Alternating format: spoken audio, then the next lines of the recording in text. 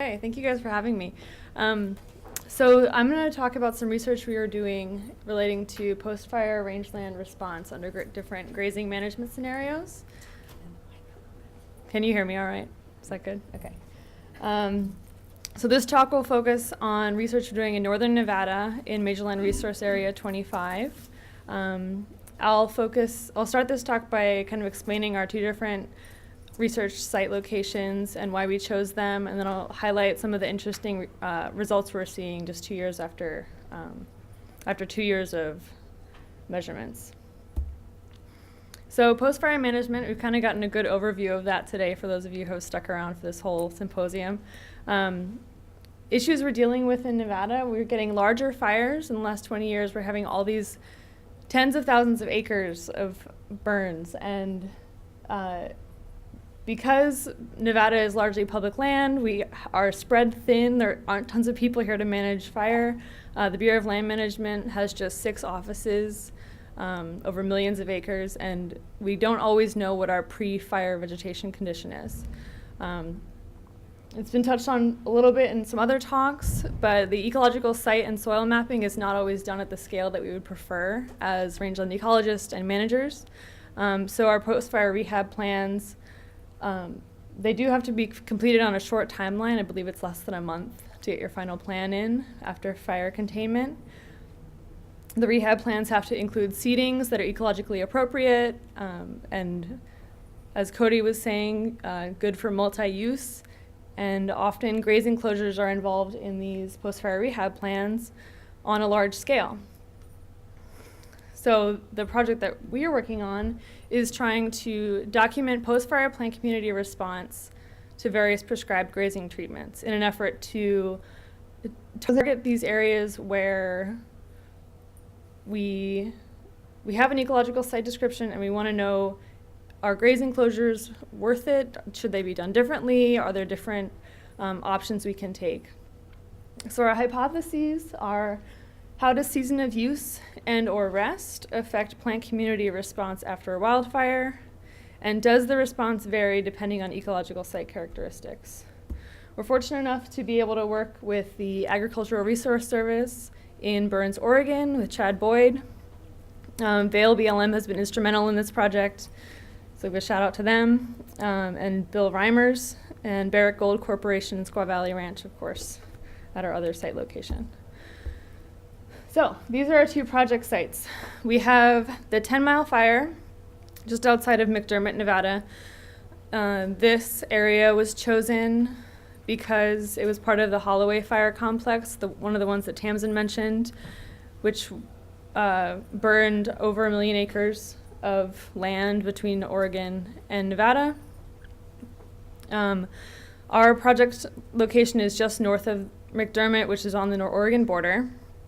Again, we're in Major Land Resource Area 25, so we have our volcanic soils, basalt influenced. We're at 4,800 feet. We're in the loamy 8 to 10 ecological site, so that's 8 to 10 inches of precipitation. Our reference plant community would be Thurber's needlegrass, blue bunch wheatgrass, and Wyoming big sagebrush. So this is a pretty common ecosystem in northern Nevada. This site, our 10-mile fire site, let me see. Does anyone know if this works anymore? Yeah. Okay. This site it burned in 1992 and then burned a second time in August 2012 as part of that Holloway Fire Complex. In 2012, that winter, it was seeded with crested wheatgrass at 10 pounds per acre. So there was a little bit of restoration that went on there. And then we have our second site, which is at Squaw Valley Ranch, run by Barrick Gold, and this is close to Midas, Nevada. It's more in the north central part of the state. We're at a slightly higher elevation, a very different ecological site. So we have low sagebrush in this clay pan community, more rain. The summer is much shorter up there. It snows on us in September and June, and our reference plant community there is Idaho fescue, blue bunch wheatgrass, and low sagebrush. This site burned at the same time in 2012. It was seeded with more of a native mix and some sagebrush as well as some sage-grouse-friendly forbs, because this is, as Tamsin described, an area that's prime for sage-grouse. So right now, both of these sites are primarily dominated by, they have a significant component of Sandberg's bluegrass. So it's the smaller, shallower rooted grass. It's still native, but we don't have the big components of Thurber's needlegrass or blue bunch weetgrass as we did before. Oops. Okay. So I'm just going to show some pictures of what these sites looked like after fire. Our McDermitt site, this is 8 months after the burn. We don't have any before burn pictures right now, but the green that you're seeing is all Sandberg's bluegrass, and then we have skeletons of rabbit brush and Wyoming big sagebrush. So some of this site did have a component of Wyoming big sagebrush before the burn in 2012, kind of remnant pockets from after that 1992 fire. And then this is a pretty representative picture of what the site looks like today. This is all Sandberg's bluegrass with about 30% cheatgrass in there. So the main risk for this site is cheatgrass. The goal is obviously to keep the cheatgrass from becoming the dominant component on this site. And this 1.5 years after fire was this past spring in 2014. Squaw Valley, it's a little different, but right now the picture at least looks pretty similar. This does have more blue bunch wheatgrass in there, and the grasses in both of these sites right now are, at least this past summer, they were above our knees. It's pretty significant for this part of the world. We had a lot of bare ground right after fire, and now there's hardly any. So we're filling in quite nicely with a lot of biomass at Squaw Valley Ranch. So let's get into our experiment. So we have our simulated, this is cutting off some words, but simulated grazing with weed eaters. So we're actually mowing these plots, and I'll explain that in a little bit more detail. And the goal is to see if removing biomass at certain times of the year, multiple years in a row after fire, changes the plant response. So our fall was 1 year of rest. So the burn happened in August 2012. We came in September 2013 and mowed to between 30 and 40% utilization on our McDermitt and Squaw Valley sites. We came back that following spring, that's spring 2014, and did the same thing. And what we do is find out what height of the grass is taking off 30% utilization, and we verify that with vegetation transects. We're fortunate enough to be able to compare our manual treatments to what we call natural grazing by cows in McDermitt. So on this site, and this is where, that's our technician Emily mowing, and on this site the cows were allowed in outside of our exclosed treatment areas just from May 1st to, I believe, June 7th. And I think even in 2014 they were brought off a little early.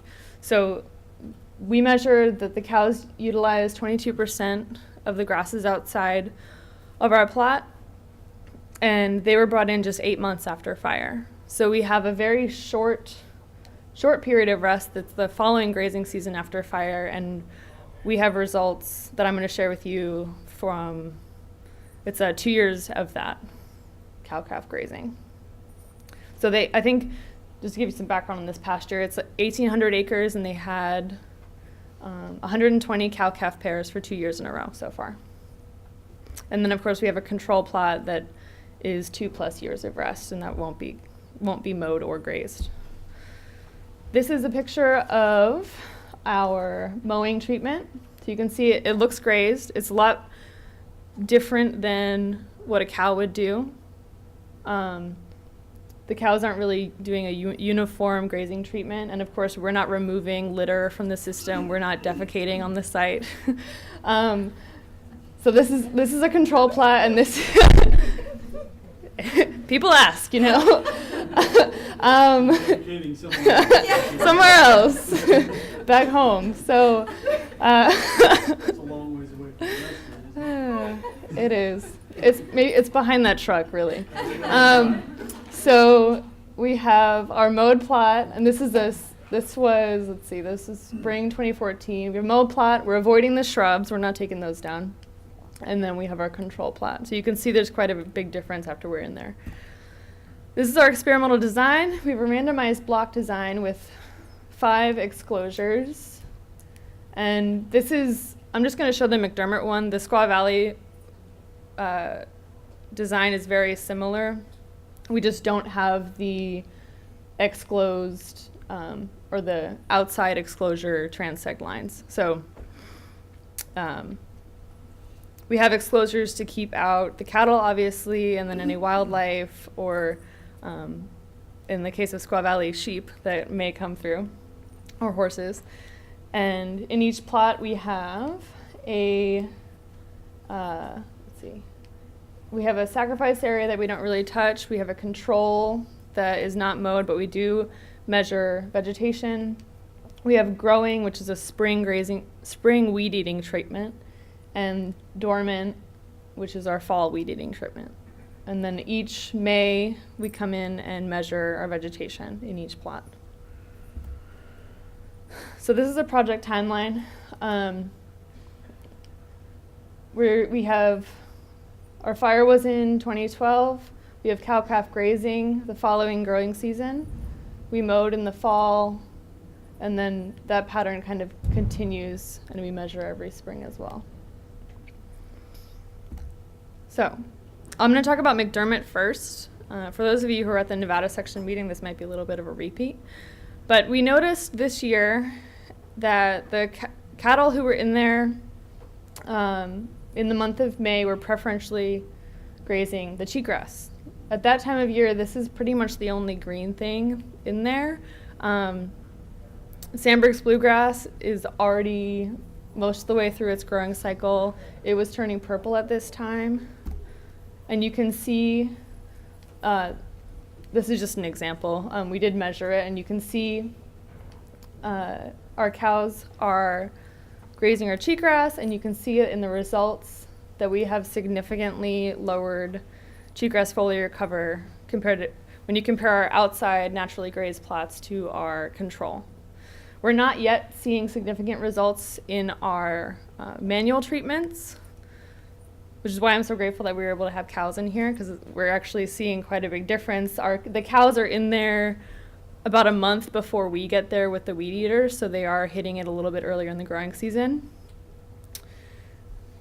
What's interesting about this slide, keep this number in mind. It's all less than 10% cheatgrass foliar cover. When we look at Sandberg's Bluegrass, we have drastic increases between 2013 and 2014 in our foliar cover.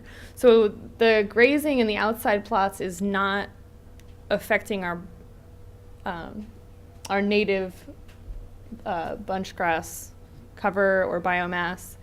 And I just thought this was interesting because this Sandberg's Bluegrass was like 18 inches tall, which is kind of crazy if you know that plant. It's usually little. So we had a lot of plant material out there, but it was not the unwanted annual non-natives. Something else that's interesting about this McDermitt area, kind of in keeping with the idea of fire risk, we did have significant reduction in litter in those outside naturally grazed plots. So they're reducing cheatgrass and litter, and therefore fuels. This is a slide that explains, it kind of has the annual production showing the plant composition by functional group in both sites. So they're quite different. I'll just go through this a little slowly. So We have the yellow, our annual grasses. You can tell Squaw Valley has hardly any. They might have like 2% across our plots. But McDermitt, it is a risk factor for us. So this is about 30% of our annual production in cheatgrass. And you can see the red is our Sandberg's Bluegrass component. It's still significant. We're not really seeing differences between treatments yet, but we are seeing a reduction in the annual grasses in the outside. And this is even with production corrected for utilization outside, we're still seeing a significant reduction. In Squaw Valley, interestingly enough, we are starting to see differences between our treatments. The spring production of perennial grass. So the spring is the same thing as our growing treatment up here. Sorry about the different term. We have a greater number of these are kind of our desired perennial grasses. So blue bunch wheatgrass, Thurber's needlegrass, Idaho fescue, that's what this is made up of. And well, I think the interesting thing about this is this area has grazing closures throughout this pasture, right, Greg? And one of the worries with letting cows in after a fire is that you will damage your perennial bunch grasses. However, we're seeing even hitting these grasses in the spring with a pretty significant mowing treatment. We're taking off 30 to 40% of this grass biomass, and a lot of seed heads come off in the spring. And we are actually seeing an increase in the annual production of these grasses.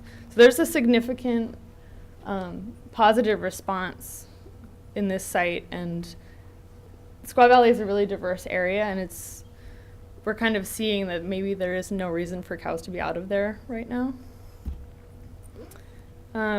Our shrubs, this is interesting in terms of sage grouse. Our shrub density is pretty spatially variable. So we have some plots that are causing these error bars to go a little crazy. So we have some plots that have a lot of shrubs coming back in, and we're talking seedlings that are actually coming back from the seed bank. We're not exactly sure if some of them might be from the seed mix that Barrick put on, and some of them are, we assume, natural regeneration. There's a component of forage kochia in McDermitt, or in Squaw Valley, I'm sorry. But we are starting to see low sagebrush come in. It's not different between our treatments, but it is significant because this is a sage grouse nesting area. Let's see. So something else I wanted to talk about with shrubs in these areas. Squaw Valley was covered in low sagebrush prior to fire. We know that because we measured all of the burned sagebrush stumps, and based on calculations, we had between 1 shrub per meter to 1 shrub every 2 meters, so they were pretty dense, and we're still seeing this tremendous response of the perennial bunch grasses. So, conclusions. We have our McDermitt Loamy 8 to 10 site where spring grazing was allowed in just 8 months after a fire. We're seeing reduced cheatgrass, reduced litter. Meanwhile, there's no significant harm done to the perennial bunch grasses at this point. We have, and that area was seeded, actually drill seeded with crested wheatgrass, which was unsuccessful. We probably have only about 2% crested wheatgrass back in that system. And one of the things that we wonder is, did the cheatgrass increase because of the soil damage? We don't know, but it's something to consider. In Squaw Valley, we have our Claypan 12 to 16 site. Our spring mowing treatment is showing more perennial bunch grasses than our control. And our results from seeding, we're going to go back this year and make sure, try to count our younger grasses and compare them to our established grasses. But we believe that the grasses we're seeing are from natural regeneration, because after 2 years after fire, the bunch grasses bottoms are already this big, for the most part. And management implications. So I talked about the timeline for these post-fire rehab plans and the kind of implications they have for producers, users of this land, and I've shown results from two very different sites. We have one that has a risk of cheatgrass, we have one that has high diversity, and we're really worried about it burning again. But my question is, based on these results, and we're still only in the second year of data collection, we have 2 more years in this project, and we'll see where these results go. Is rest really necessary, especially when you're dealing with grazing that could possibly reduce your threats of fire and of cheatgrass taking over? And this is also a question of money. Should we seed into these areas that might not be successful? So, and that's pretty much it. Okay, questions?